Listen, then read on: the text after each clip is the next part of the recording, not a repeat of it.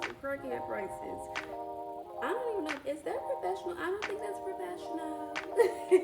I might need to make another video for this one. Oh, child. If I knew then what I know now, I would save myself so much stress and so much time over the 3 years of being an entrepreneur.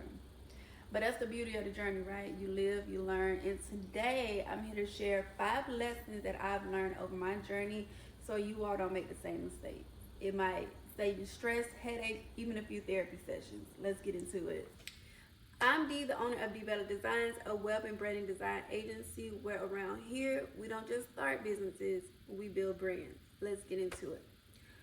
So the biggest lesson the biggest lesson thus far is starting without a plan. So I've been in business 3-4 years now, and when I initially started, I knew 3 things. I wanted to do web design, I wanted to do graphic design, and I wanted to help small businesses. That was the plan. That was it. Don't get me wrong, I did have a business plan, but my business plan more so focused on the future of my business, not necessarily where I was starting and what my game plan was getting into the business. I started on Instagram, and before I actually launched, I launched on my birthday in August. Before I launched, my marketing strategy was just me posting on Instagram and saying coming soon, coming soon, coming soon until I finally launched in August. The coming soon thing, it did work, kind of building up the momentum, because I did get my first client literally the day that I launched, and we had a consultation the next day, and she was ready to go. But running a business without a plan is like getting in a car in a place you've never been without a GPS. You're just driving out vibes, hoping the road take you somewhere. Don't do that. That ended me up in a ditch that I'm still trying to work my way out of. On top of not having a marketing plan, I didn't even have an idea of what I should be charging. My prices was based on what I thought small businesses could afford. And honey, those are crackhead prices, because we often have this idea of, oh, small businesses don't make money. But no, small businesses is defined as the amount of workers that business have, not necessarily how much money that business is making. And it's also not to say like, oh, this business is making millions of dollars, I need to charge millions of dollars for my product. No, but you need to be charging your worth. And I definitely was not. For the amount of time that it was taking me to produce websites, at that time I was definitely undercharging and also undervaluing myself because of the creative ability that I had. Although I was just getting started, and that's another thing, we oftentimes think, oh, we're new at this, so I need to lessen my prices because I'm not as experienced. According to who? I have been designing sites for years beyond that. Before I actually started as a business, I was building sites before then. I had the expertise, I had the creative ability. I just didn't know how to market myself, position myself, and create messaging to show that. So my idea was, oh, I'm just getting started. Small businesses don't make much money. Let me charge X, Y, and Z. And I really don't even want to get into how much I charge, y'all, because, oh, let's not talk about it. So next was like the services that I offered, right? Again, I know I want to be a web designer, a graphic designer, and help small businesses. I had a set list of services on my website that I offered, but the thing is, which is going to go into my next topic, when people would come to me and ask me, oh, can you do this, can you do that, I would just say yes, even if it wasn't something that I offered. My first client, she doesn't even know. She probably knows she watched this video. But I remember when I first launched, Wix was very easy. Shopify is easy to me now, but it was a bit of a learning curve. And also, I code in Shopify. I felt that I needed to relearn how to code. So I wasn't, of course, where I am now. I didn't feel like I was ready to put Shopify as a service, right? But when she first came to me, we had the consultation. She was like, yeah, I want a Shopify site. And instead of me saying, oh yeah, I don't offer Shopify right now, I'm still yada yada, I was like, yeah, I took it on. And it was like so much going on during that time. Like, that's my birthday weekend. My sister and our birthdays are 2 weeks apart. So she had something going on for her birthday too. And I gave myself like I think 3 to 4 weeks time frame to complete this site, but it was so much going on that I had to learn quickly. And that's another thing, starting without a plan, right? I was just going off vibes and just going off of knowing who I am. I know how to learn as I go. That's basically how I learn, by doing. And I also know that I have a gift. Anything that I see, I can replicate it. I'm not even the best of drawer, but put something in front of me long enough, like I could figure it out. And that's basically what I was doing. I was just winging it and not really having a plan in general, just going with the flow. And things were great, but it led to lesson number 2, burnout. Been there, done that, not doing it again. When you have a business, it's so easy to feel like you have to be on all the time. Like you have to be available. You have to be working around the clock. I often see on social media people say, oh, running a business, people don't understand it's more than a 9 to 5 because it's a 24/7. You have to always be available. You have to always be working. I disagree. That's what my website is for. My website is my 24/7 assistant to answer your questions, to send a message I get to in the morning, to it, everything you need to know beforehand is on my website. So I shouldn't, as a business owner, I shouldn't have to be available 24/7. I shouldn't have to be working 24/7.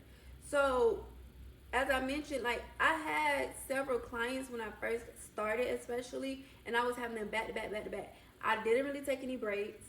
I felt like I was working around the clock because I have my 9 to 5, and then when that's done, I'm going straight into building websites, graphic designs, whatever the case may be. I'm then working sometimes until 3, 4, 5 o'clock in the morning, literally working as the sun is coming up. And I'm not complaining about it because I'm a night owl. I enjoyed it. But I got to the point where I became stressed out and it started to take a mental toll. And ultimately, I was running myself into the ground. And if I'm burnt out, how can I run a business effectively? It got to the point where I no longer wanted to take on clientele because that's how bad of a mental toll it took. I no longer wanted to deal with people. I love designing. Clientele, no clientele, I'm always designing, but when I got to that point of reaching burnout, I started to lose my passion. I started to lose my love. I started to lose my initial purpose for starting it all. So instead, what I do now is I have my set days. Let's say Saturdays, Sundays, I try not to work. Mondays are more of my planning days. Tuesdays through Friday is my creative days, the design days, and also the days that I more so talk to clients. I understand my target audience are people who work 9 to 5, but also have businesses, or they're entrepreneurs. So working 9 to 5, they may need like a later time to talk to me, which I have that availability, but it's still set in stone with that plan we need. It's still set in stone so that I'm not getting burnt out. I still have my free time. I still have time to relax. I'm to a place where I'm able to automate a lot of things in my business so that I can go on vacation and yet you're still able to get a response from my website. I'm able to go on vacation and I'm still able to book different services and whatnot. So in your business, what is one thing that you currently do or try to do to avoid burnout? Drop it in the comments. Lesson number 3 that I learned along the way, and this probably should have been lesson number 1, honestly, because this was the biggest one. I might need to make another video for this one. Setting boundaries. Setting boundaries. It doesn't matter if it's a stranger, friend, family. You need to set boundaries from the beginning. Within my years of business, I have been tried more than I like to talk about, to the point where I've had to fire customers. And that's another thing that's okay, that you will learn along the way. It's okay, to fire customers. I'm not one of those people who believe that the customer's always right. I worked in customer service for 6 years, different retail companies, and I understand that the customers is what makes the business operate, but sometimes customers a little too much. They be doing too much. And I don't believe they're always right because people are going to people. They're going to take advantage, right? So you need to set those boundaries early. First of all, say it with your chest. People don't know what boundaries exist that you don't communicate. And that was one of my biggest problems. Like, even when I did have like hours, or when I did tell people like, hey, this is my number, contact me, thinking that they would only contact me within these hours and they would only text me, don't call me, I never made that clear. So people took advantage of it, and I had this one client who blew up my phone, text message, voice message, calls, emails over something that they thought was urgent at the time. And I think it was like late at night. Boundaries. Boundaries, because customers, clients, they will try it. And I've had people talk to me like I was their child, just not degrading, but still disrespectful. But the earlier you set those type of expectations, the less explaining that you have to do later on. And then the next thing, enforce it like you mean it. A boundary without following through on it is basically just a suggestion.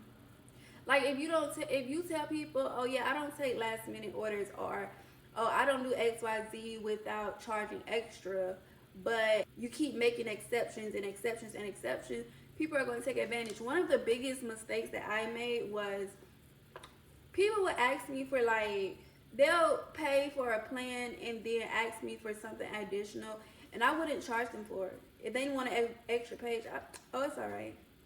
Oh, it's all right. Baby, you're losing money. Money on, you're losing it.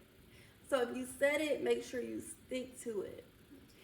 And the third to do with boundaries is stop feeling bad for it.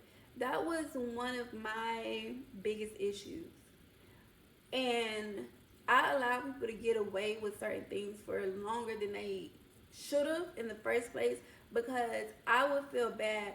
I feel like I'm a nice person, right? Some people may disagree. But I couldn't be like direct and be just like, who are you talking to? I can't come at a person like that. Like, unless you really try it. But I always have like, everything, I try to keep everything professional. So it's hard for me to be like confrontational business, but baby, that will get you ran over, and I'm speaking from experience. You are not mean, rude, or unprofessional for protecting your time, for protecting your peace, for protecting your mind. If someone gets mad at you for setting a boundary, they had ill intentions from the beginning. It is what it is. So don't let guilt make you overextend yourself. Last but not least, lesson number 4 is knowing when to pivot. So as I mentioned, when I first started, I didn't start without a plan. I just want to be a web designer, graphic designer for small businesses. Going led me to burnout, right? And then I got to that place where I'm like, I don't know if I want to do this anymore. I don't know if I'm built for this.